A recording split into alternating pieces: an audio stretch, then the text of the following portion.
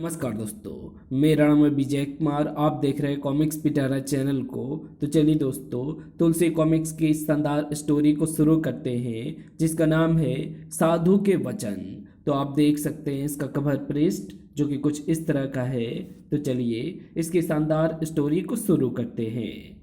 सैलगिरी पहाड़ की तलहटी में चोरों की एक बस्ती थी। चोरों ने अपनी सुविधा के लिए उस बस्ती का नाम चोरगढ़ रख छोड़ा था। उस बस्ती का प्रत्येक बालक जब 5 वर्ष का होता तभी से ही उसे चोरी करने के तमाम गुण सीखने के कार्य में लगा दिया जाता था।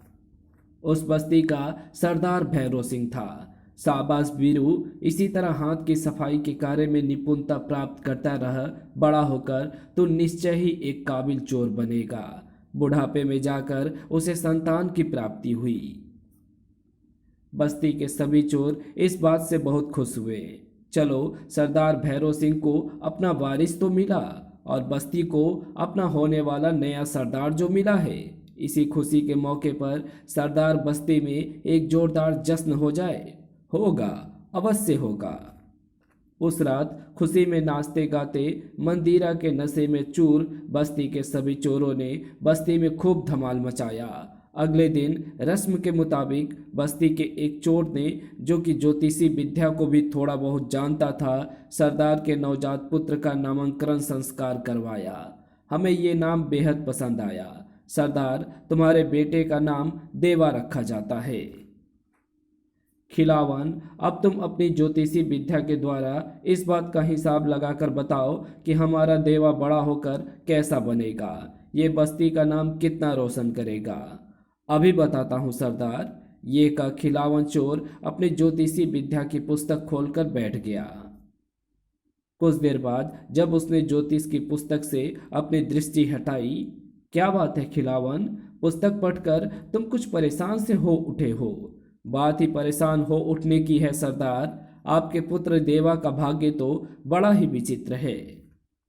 सरदार, ज्योतिषी विद्या कहती है कि देवा बड़ा होकर एक प्रसिद्ध चोर तो बनेगा, पर इसके हाथ की रेखाएं इसके साथ कुछ ऐसा खेल खेलेगी कि ये एक दिन चोरी चकारी छोड़ देगा। क्या लिखा है हमारे पुत्र देवा के भाग्य में खिलावन?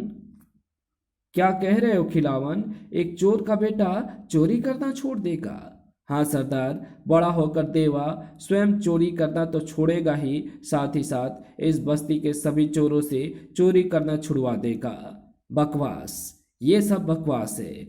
मैं ऐसा कभी नहीं होने दूंगा। सरदार, भाग्य के लिखे को न तुम मिटा सकते हो न मैं मिटा सकता हूँ। जो देवा के भाग्य में लिखा है वो होकर ही रहेगा। और जो तुम्हारे भाग्य में लिखा है खिलावन, उसे तुम जानते हो? नहीं ना? तो सुनो, तुम्हारे भाग्य में लिखे हुए को हम जानते हैं। और स्वामी, खुशी के इस मौके पर आपने ये खून खराबा क्यों कर डाला? खचाक, मछला, ये धूर्त खिलावन हमारे बेटे के बारे में झूठी भविष्यवाणी कर रहा था। इस बात को हम भला कैसे सहन कर सकते थे? ये दूसरों की भविष्यवाणी करता फिरता था। इसे यही नहीं पता कि स्वयं कब और किस हाल में मरेगा। मुझे ऐसे मक्कार एवं झूठे लोगों से सख्त नफरत है मछला। अगले ही पल सरदार भैरव सिंह ने बस्ती के 4 युवकों को आदेश दिया। बस्ती के नियमों के अनुसार बस्ती के मृतवासी में चूंकि जलाया नहीं जाता है, इसलिए तुम चारों खिलावन की लाश को जंगल में फेंक आओ। जो हुक्म सरदार। सरदार के हुक्म का तुरंत पालन हुआ, लेकिन बस्ती के लोगों में बेचैनी सी फैल गई थी। सरदार ने बेकसूर खिलावन को मारकर ठीक नहीं किया। जो हुआ बहुत ही बुरा हुआ। बेचारा खिलावन, उसने तो स्वप्न में भी नहीं सोचा होगा कि सरदार की बेटी की भविष्य की बातें बताकर वो अपनी मौत को दावत दे रहा है। दिन बीते, धीरे धीरे सरदार भैरव सिंह का बेटा देवा बड़ा होने लगा। जब वो पूरे 5 वर्ष का हुआ, बापू आप फिक्र ना करें, मैं मन लगाकर चोरी के सारे तरीके सीखूंगा। देवा, आज तू पूरे 5 वर्ष का हो गया है। बस्ती की रीत के अनुसार तुझे आज से चोरी करने के तमाम गुण सीखने का प्रारंभ करने हैं। शाबाश देवा, तो जरूर मेरा नाम रोशन करेगा। देवा में गजब की फुर्ती थी। शाबाश देवा। एक दिन सरदार भैरव सिंह ने देवा एवं उसके हम उम्र 4 साथियों को अपने पास बुलाया। तुम सब चोरी की तमाम कलाएं सीख चुके हो, इसलिए आज से तुम विभिन्न नगरों में चोरी करने के लिए जाया करोगे। सूरज, तुम कुशनगढ़ में जाकर चोरी किया करोगे और शेरू, तुम महकगढ़ की ओर जाओगे। केशव रौनकपुर में जाएगा और बसंत भीकमपुर में जाकर चोरी करेगा। और देवा, तुम नवरंगपुर राज्य में जाकर आज से अपना चोरी का व्यवसाय प्रारंभ करोगे। जी सरदार, ध्यान रहे, जिस जिसको मैंने जिस जिस नगर में चोरी हेतु जाने का आदेश दिया है, इसके अलावा वो चोरी करने किसी दूसरे राज्य में नहीं जाएगा। एक राज्य में हमारी बस्ती का केवल एक चोरी ही चोरी करेगा। जी, तो जाओ, आज से पांचों चोरी का व्यवसाय प्रारंभ कर पूरी तरह से चोरी की बिरादरी में शामिल हो जाओ। अपने अपने घोड़ों पर चढ़कर वे सब वहां से जाने लगे। जाने से पहले देवा ने सरदार भैरव सिंह के चरण स्पर्श किए। बापू, मुझे आशीर्वाद दो। देवा, मेरा आशीर्वाद सदैव तेरे साथ रहेगा। जा, नौरंगपुर में जाकर अपने हाथों का कमाल दिखा मेरे बेटे। तब देवा भी घोड़े पर चढ़ नौरंगपुर की ओर चल दिया। तभी, देवा रुक जा। देवा ने तुरंत घोड़ा रोका। तब सरदार दौड़कर उसके पास पहुंचा। देवा, मैं तुझे एक बात तो बतानी भूल ही गया। सुन, नौरंगपुर में कौस्तंभ नाम के एक ऋषि रहते हैं। तो जब भी उनके आश्रम के बाहर से गुजरे तो तुरंत ही अपने दोनों कानों को उंगलियों से बंद कर देना। तब उनके आश्रम से ही तू दूर चला जाए, तभी कानों से उंगलियां हटाना। बापू, तुम मुझे ऐसा करने को क्यों कह रहे हो? देवा, तुझे मैंने जो निर्देश दिया है तो उसी का पालन करना, बस। इससे ज़्यादा तुम मुझसे कुछ मत पूछ। ठीक है बापू, नहीं पूछूंगा। तब देवा पुनः घोड़े पर चढ़ा और उसने घोड़े को एड़ लगा दी। देवा, मैं तुझे कैसे बताता कि कौस्तंभ ऋषि के मुख से निकले एक एक शब्द मनुष्य पर जादू सा असर करता है। उसके शब्द जाल में बंध कर अनेक दुराचारी दुराचार त्याग कर साधुवाद को अपना चुके हैं। ऐसे खतरनाक ऋषि के शब्दों से बचने के लिए ही तो मैंने तुझे उंगलियों से कान बंद कर लेने को कहा है देवा। देवा के घोड़े ने जैसे ही नौरंगपुर में प्रवेश किया, कौस्तंभ ऋषि लोगों को उपदेश दे रहे हैं। बापू के निर्देशानुसार इनके आश्रम के बाहर से गुजरते समय मुझे अपने कान बंद कर लेने होंगे। उसने ऐसा ही किया। आश्रम से आगे निकलकर उसके उसने कानों पर से उंगलियां हटाई। अब मुझे सबसे पहले नगर में घूमकर ये पता लगाना चाहिए कि नगर में कौन कौन लोग धनवान हैं और किस किस के यहाँ चोरी की जा सकती है। नगर में इसी उद्देश्य से घूमता घूमता जब वो नगर के जौहरी बाजार में पहुंचा, ओह, ये जौहरी तो बहुत ही धनवान मालूम पड़ता है। आज रात इसी के यहाँ चोरी करनी चाहिए। देवा रात होने तक एक सराय में टिक गया। मेरा पहला शिकार ही बहुत तगड़ा है। जौहरी के यहाँ मैं बहुत लंबा हाथ साफ करूँगा। रात होने पर वो घोड़े पर सवार होकर सराय से बाहर निकला। जौहरी के घर का पता वो दिन में ही लगा चुका था। जब वो उसके घर की पिछली दीवार के नीचे पहुंचा तो रात आधी बीत चुकी थी। उसने पोटली से एक रस्सी निकाली और तत्पश्चात रस्सी को पकड़कर वो ऊपर चढ़ने लगा। कुछ ही देर बाद वो जौहरी के घर के अंदर था। अब मुझे बेहोशी की दवा घर में चारों ओर बिखेर देनी चाहिए। उसने एक शीशी जेब से निकाली और पल भर में जौहरी एवं उसकी पत्नी गहरी बेहोशी की अवस्था में पहुंच गए। उसने तिजोरी खोली। वाह, मैं बहुत किस्मत वाला निकला। जौहरी की तिजोरी में तो मेरी आशा से भी ज़्यादा माल है। देवा झटपट तिजोरी का माल समेटने में लग गया। उसने तिजोरी खाली करके तिजोरी के माल की एक गठरी बनाई। अब मुझे यहाँ से तुरंत ही 9-2-11 हो जाना चाहिए। अगली सुबह देवा जौहरी के घर से चोरी किए माल के साथ अपनी बस्ती की ओर वापस लौट रहा था। जब वो कौस्तंभ ऋषि के आश्रम के बाहर से गुजरा तो उसने अपने कानों को पुनः बंद कर लिया। मुझे बापू के दिए निर्देश में तनिक भी ढील नहीं बरतनी चाहिए। बस्ती में पहुंचकर जब उसने सरदार के सम्मुख अपनी गठरी खोली, वाह देवा, पहले दिन की चोरी में तो इतना माल समेट लाया। तो सचमुच ही मेरा लायक बेटा निकला। सरदार की चोरी का माल सौंपकर देवा पुनः नौरंगपुर की ओर वापस लौट गया। इस प्रकार दिन बीतने लगे। देवा प्रतिदिन चोरी के माल के साथ नौरंगपुर से अपने बस्ती वापस लौटता, चोरी का माल सरदार भैरव सिंह को सौंपता और पुनः नौरंगपुर लौट जाता। नित्य होती चोरियों से नौरंगपुर के नागरिक परेशान हो उठते थे। कैसा जमाना आ गया है, जिस नौरंगपुर में किसी की एक पाई भी कभी चोरी नहीं हुई, आज उसी नौरंगपुर में हर रात किसी न किसी के घर में चोर सेंध लगाते हैं। ऐसा ही हाल रहा नौरंगपुर में तो लोगों का जीना मुहाल हो जाएगा। हमें दरबार में चलकर महाराज को इस विषय में जानकारी देनी चाहिए। एक दिन नगर के गणमान्य लोग इकट्ठे होकर नौरंगपुर के दरबार में पहुंचे। दुहाई है महाराज, नौरंगपुर में भले लोगों का जीना हराम हो गया है। क्या हुआ सेठ भाई दास, तुम लोग हमें अपनी परेशानी के बारे में बताओ। क्या बताएं महाराज, चोरों ने नगर में इन दिनों बहुत आतंक मचाया हुआ है। अगर ऐसा ही हाल रहा महाराज, तो शीघ्र ही नौरंगपुर के धनी मनी लोग भिखारी बन जाएंगे। हम आपसे विनती करते हैं कि आप नौरंगपुर में आतंक मचाने वाले चोर को शीघ्र ही पकड़वाइए।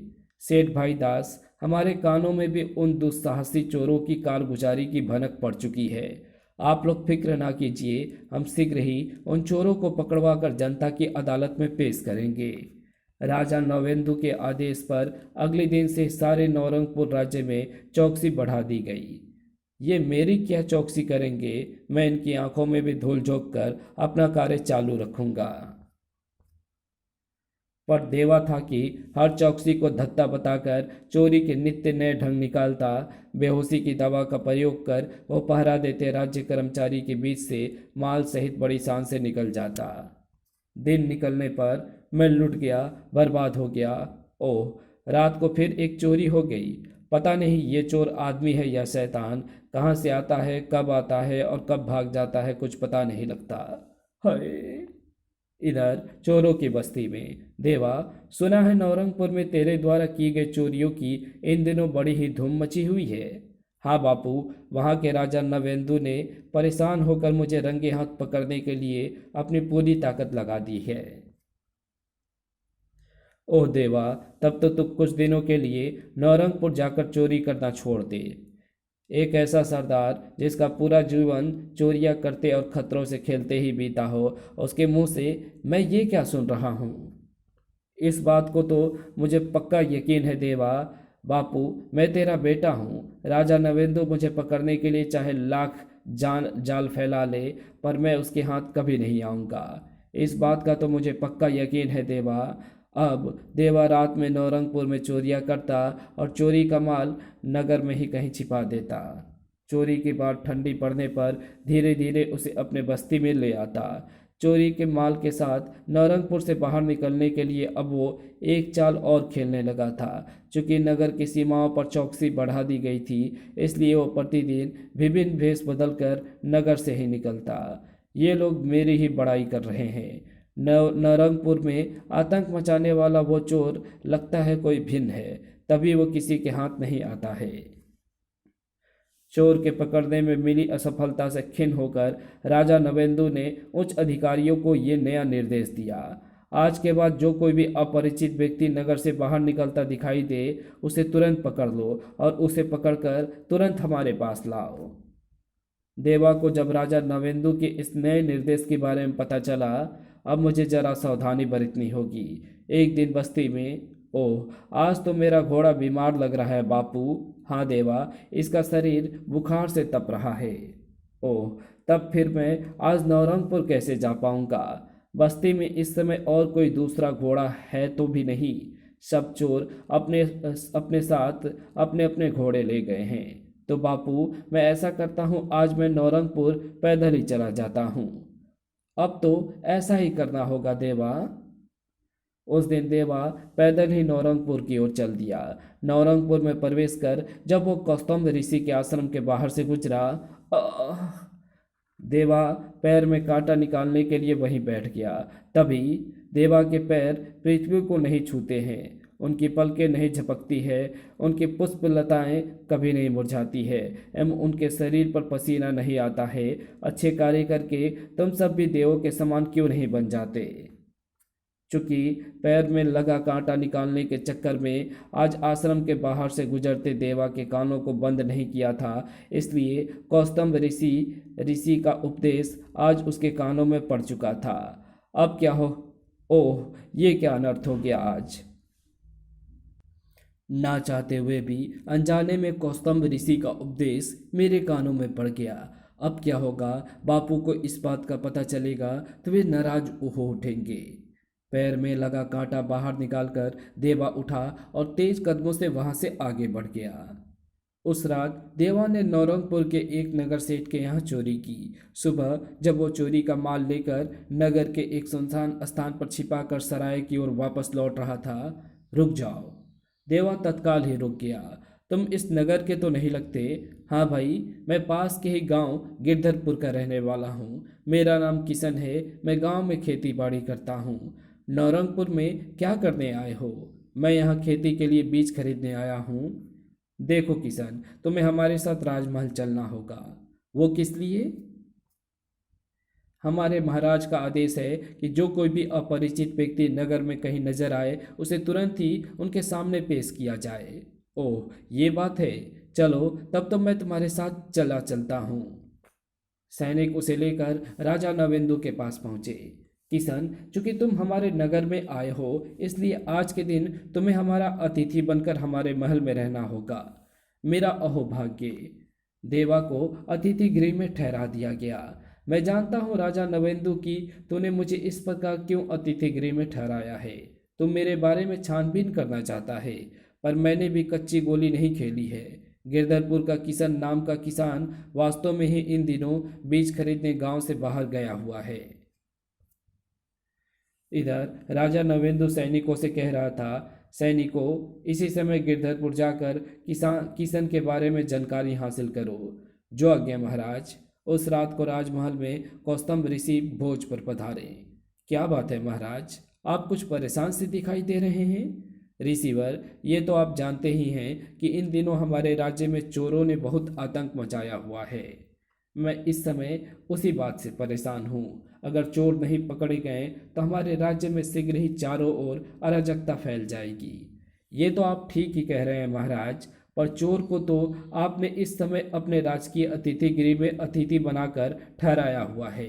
महाराज, हमने दिव्य शक्ति से जान लिया है कि तुम्हारे अतिथि गृह में ठहरा हुआ व्यक्ति ही नौरंगपुर में चोरी करने वाला चोर है।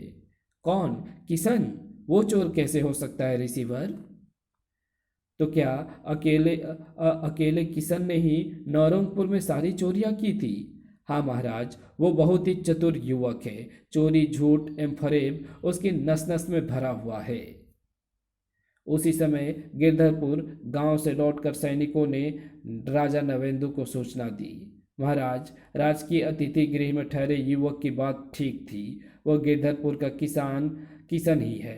गिरधरपुर में रहने वाली उसकी मां ने बताया कि उसका बेटा किशन खेती के लिए बीज खरीदने इन दिनों नगर गया हुआ है। सैनिकों की बात सुनकर राजा नवेंदु ने उत्सुकता से कौस्तुभ ऋषि की ओर देखा। अब ऋषिवर, सैनिकों की जानकारी झूठी मानूं? हाँ महाराज, दरअसल तुम्हारे अतिथि गृह में इस समय जो युवक ठहरा हुआ है उसका नाम देवा है। उसने किशन नाम का छद्म रूप धरा हुआ है। चूंकि उसके द्वारा किया गया उसका परिचय सच्चा सिद्ध हो चुका है, इसलिए आप चाहकर भी उसे दंडित नहीं कर पाएंगे। ओह, ये तो विचित्र उलझन आ पड़ी है हमारे सम्मुख।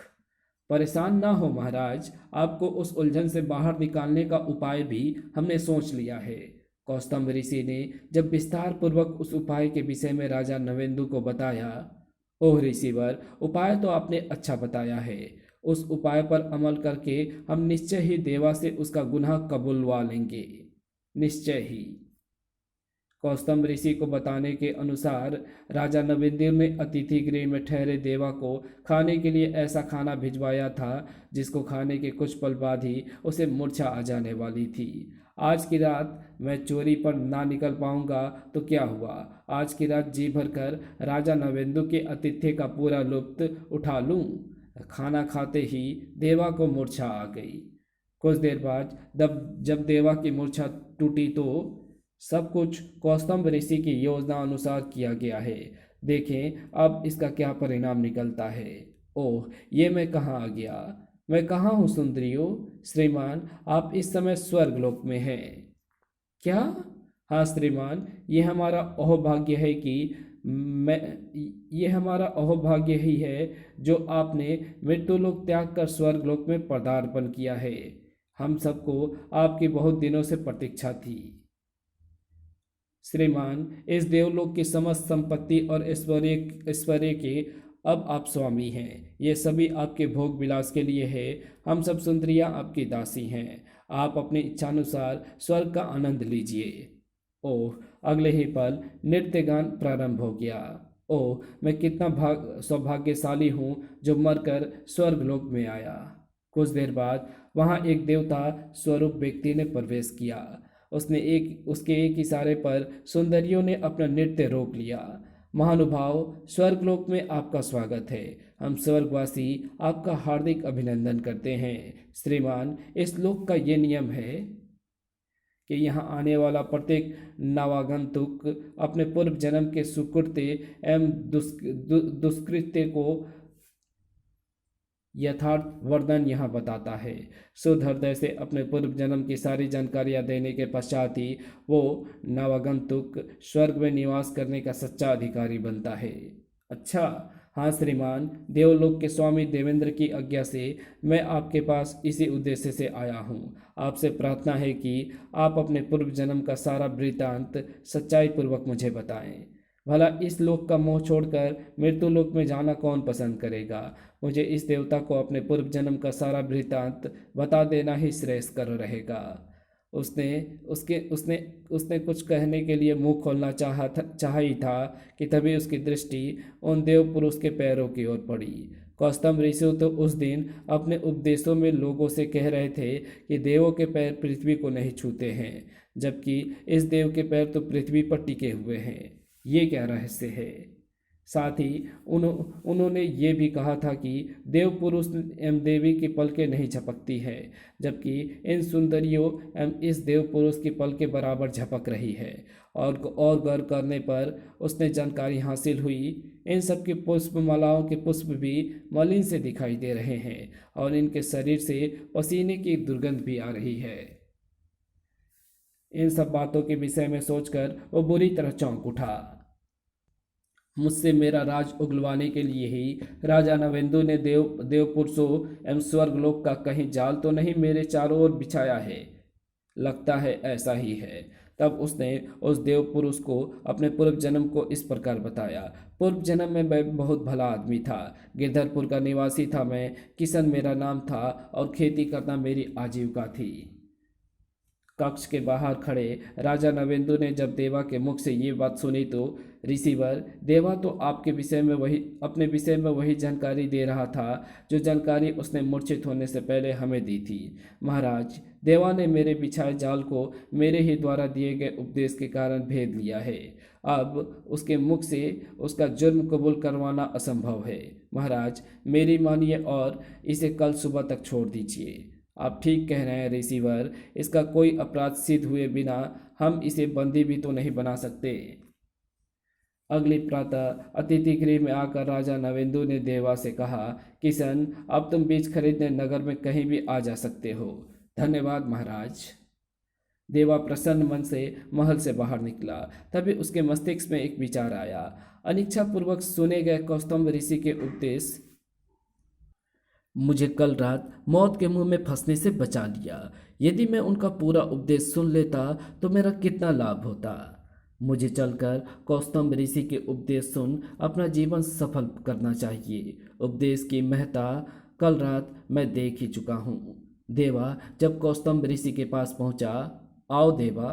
ऋषिवर, आप मुझे जानते हैं। तुम वही हो ना जो मेरे आश्रम के बाहर से गुजरते वक्त अपने कानों से अपने हाथ बंद कर लिया करते थे ताकि मेरे उपदेश तुम्हारे कानों में ना पड़ सके। हाँ ऋषिवर, मैं वही पापी हूँ। मुझसे क्या चाहते हो देवा? रिसीवर, मैं आपसे उपदेशों की महत्ता समझ गया हूँ, इसलिए चोर का जीवन त्याग कर आपकी शरण में आया हूँ। तो तुम अपने पापों का प्रायश्चित करना चाहते हो? हाँ रिसीवर, अब मुझे अपनी शरण में ले लीजिए। ठीक है देवा, अपने द्वारा किए गए पापों के लिए तुम्हें किसी एकांत स्थान पर बैठकर साधना करनी होगी। ठीक है रिसीवर, मुझे स्वीकार है। जो आज्ञा गुरुदेव। तो जाओ देवा, इस राज्य में बसंत उद्यान नाम का एक उद्यान है, उस उद्यान में जाकर तुम भगवान की आराधना करो। जो आज्ञा गुरुदेव। देवा ने जाने से पहले जब कौस्तम ऋषि के चरण स्पर्श किए, ध्यान रहे देवा, तुम्हारी साधना तभी टूटनी चाहिए जब मैं स्वयं तुम्हें साधना भंग करने की आज्ञा दूं। गुरुदेव, मैं आपके इस आदेश की सदैव याद रखूंगा। देवा उसी दिन बसंत उद्यान में जाकर भगवान की साधना में लीन हो गया। उसी दिन नौरंगपुर की राजकुमारी लावणमयी अपनी सखियों के साथ बसंत उद्यान में पहुंची। सखियों, आज हम फूलों की मालाओं के द्वारा पेड़ों की शाखाओं का निशाना साधेंगी। जी राजकुमारी जी, बस फिर क्या था, पेड़ की शाखाओं की ओर मालाएं साध कर फेंकने का खेल प्रारंभ हो गया। जब राजकुमारी लावणमयी की बारी आई, तभी तेज हवा के झोंके के कारण माला शाखा की ओर ना जाकर साधना में लीन बैठे देवा के गले में जा पड़ी। अरे, ये क्या अनर्थ हो गया। ओह राजकुमारी जी, यह आपने क्या किया? जानती हैं, एक भारतीय नारी केवल अपने पति के गले में ही माला डालती है। मैं इस विषय में सब जानती हूँ विशाखा। परेशान लावणमयी उसी समय सखियों के साथ महल वापस लौट गई। दूसरी ओर सरदार भैरव सिंह देवा की खोज करता करता नौरंगपुर के बसंत उद्यान में पहुंच गया। ओह देवा, तुझे हमने कहाँ कहाँ नहीं ढूंढा, और तू है कि यहाँ ध्यान लगाए बैठा है। ये तुझे क्या हो गया है देवा? भैरव सिंह के बहुत हिलाने झुलाने पर भी जब देवा टस से मस नहीं हुआ। तुम लोग इसे उठाकर घोड़े पर लाद कर बस्ती में ले चलो। जो हुक्म सरदार। सरदार के हुक्म का पालन कर युवकों ने ध्यान में लीन देवा को घोड़े पर बिठा लिया, पर देवा ने कोई प्रतिरोध नहीं किया।